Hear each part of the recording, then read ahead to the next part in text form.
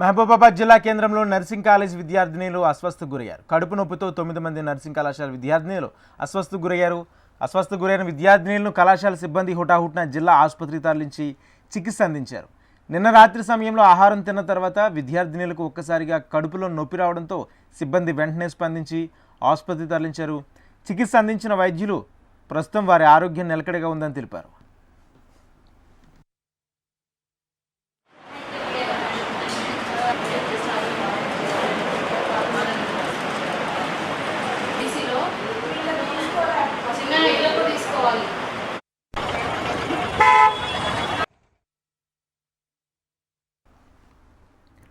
మహబూబాబాద్ జిల్లా కేంద్రంలో nursing college విద్యార్థినులు అస్వస్థకు గురయ్యారు. కడుపు నొప్పితో 9 మంది నర్సింగ్ కళాశాల విద్యార్థినులు అస్వస్థకు గురైన విద్యార్థినులను కళాశాల సిబ్బంది హుటాహుటిన జిల్లా ఆసుపత్రి తరలించి చికిత్స అందించారు.